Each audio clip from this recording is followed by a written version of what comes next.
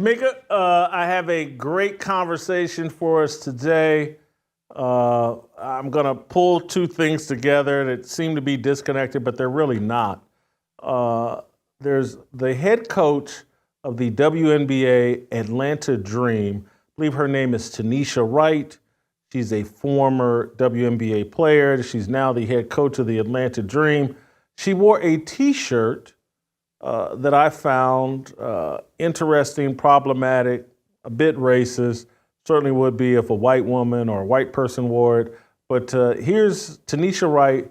She coached the game in and went to the post-game press conference in a T-shirt that says, "Black women are perfect." Let's play a little bit of her post-game press conference. Tough, hard-fought game from our crew. Really proud of the way that they fought. I think down the stretch, we started to get a little mental fatigue, had some turnovers that really turned the tide. Just turnovers and making mental mistakes defensively on some of our coverages. All right, so there's Tanisha Wright in her shirt. "Black women are perfect." That is all, I think is what it said in small letters. That is really some racial idolatry. But the thing that people seem to be most interested in talking about and reacting to is that Donald Trump, during the debate last week, made a passing reference to black jobs.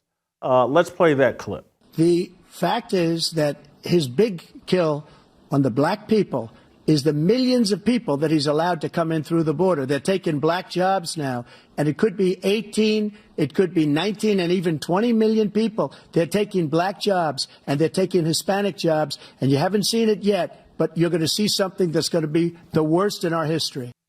Not my favorite moment from Trump from the deal, because they're just taking jobs, and they're impacting everybody.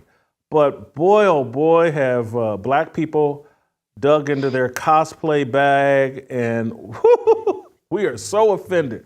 You can have Black Lives Matter, you can have black, everything's black. But if you mention black jobs, woo, boy, we are offended. Here's a group of black doctors and people that work at a hospital and in surgery. They filed a response to Donald Trump. Let's play SOT, I think it's 23, black doctors, surgeons, or whatever, showing their black jobs. All here in the operating room doing our black jobs. Doc, how does it feel to do a black job? Excellent. What do you do in the OR? OR nurse. OR nurse. Rep. Scrub tech. Anesthesiologist. Yeah, don't get it twisted. I love my black job, David, PA. I love my black job, orthopedic surgeon. I love my black job, surgical tech, Willis. I love my black job, anesthesiologist. I love my black job, rep. I love my black job, OR nurse. I love my black job, OR nurse. These Negroes certainly feel special being black. Your thoughts? You know, that video, to me, they're so disingenuous, because even in their effort to try and take a squat on Donald Trump, they're still taking a squat on middle class or low income black people, or black people that have other issues besides low income jobs. It's not even just about that. If I think about the health center that's right here in my city, it used to be a black hospital. When the hospital closed, it turned into a community center. In this community center, we had black doctors, black receptionists, black nurses, black janitors. It was full of black people servicing the black community. Now, in order to get a job there, most of the time they tell you, you have to be bilingual.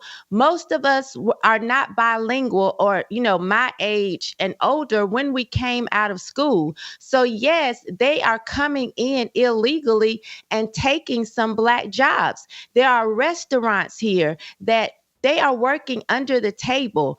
And so if you can have the choice to pay someone under the table and pay them cheaper, of course that person is going to get the job over a black person that's going to want more money than that or want what they're supposed to have. So it's not even just about the lower end jobs or, cleaning somebody's toilet or cutting grass. It's not even that. It is jobs that people have held for a long time. And I get what you say. It's not just black people, but I'm just thinking about instances that I know of where it has affected black people, young black people. I think about when I was 14, 15, going out here, getting a job at a restaurant to work after school.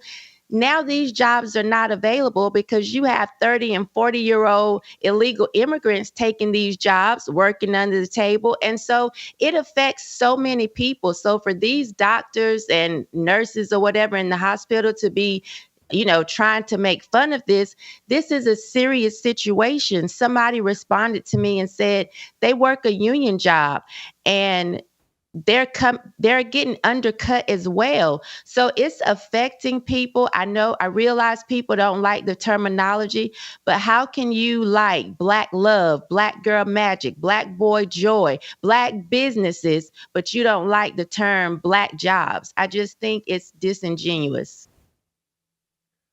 Shemeka, what he is potentially more accurate, although there was nothing really wrong with black jobs. But what he's bottom line saying is like this alleged black power that y'all love to talk about, it's being undermined by all of the illegal immigrants. Your voting power is being reduced.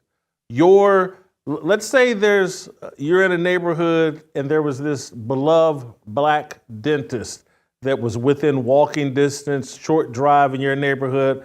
But if the demographics of your neighborhood have changed, they may end up changing the dentist because he may not do as good enough business if he's not bilingual.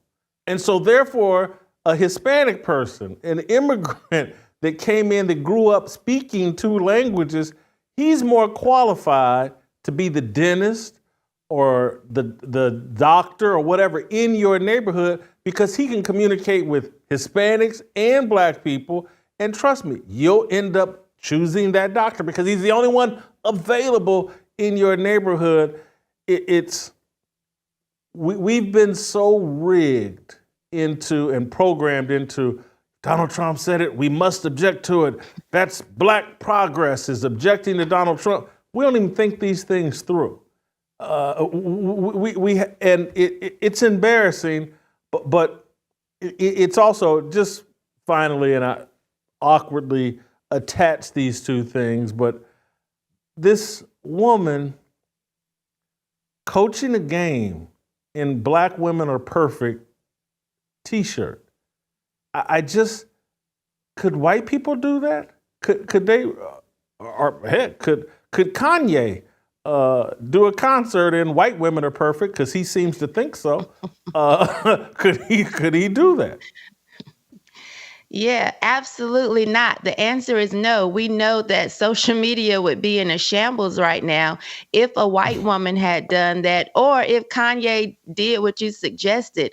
It's funny because I don't know a lot about sports, so I don't know these people and these teams. When you sent this video, initially, I assumed that this was a player that maybe changed out of her clothes and put on a t-shirt. I don't even understand why a coach would be standing in a t-shirt to coach a game and then come to the press dressed like that.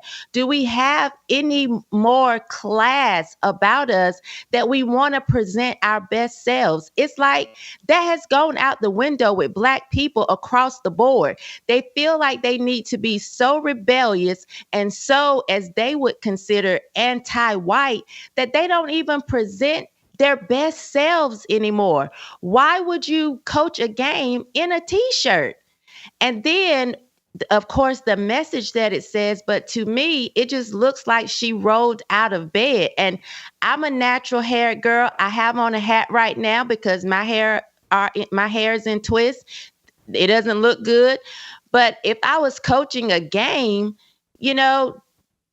do something a little bit. At least I put on a cute cap that matched my shirt. I put on some lipstick. I made sure that I didn't just look like I rolled out of the bed. What has happened to us that we're so anti-white and so anti the system that we've turned into being anti what our parents raised, which are people that actually have some dignity and some class and some self-respect, that we want to present our best self. You know, I don't care for the shirt. I was thinking, because I have a shirt that says, not only am I perfect, I'm Black too. So, you know, I was just thinking, I'm perfect regardless, whether I'm Black or white, yellow or green, but just add on to that I'm Black, you know. So I was just thinking, would I be offended if it's the other way around? But what I'm most offended with is that she didn't even make an effort to look halfway decent when you're coaching a professional team and presenting yourself to the world. Do better. Just do better all the way around. The whole league is determined to grow its fan base, grow the attention. This doesn't help. It doesn't help. Let's say there's a white woman reffing the game. I don't care what gimmick she plays with her mind or whatever. I'm just sorry, that's off-putting. Let's say there's a couple of white girls on the team. They can be brainwashed into all the Black Lives Matter BS they want to be, but it's off-putting to them as well. Woman looks like a clown. Thank you, Shemeka. Great job as always. Thank you guys for watching. If you enjoyed that video, be sure to hit the like button and subscribe so you never miss a moment of Fearless.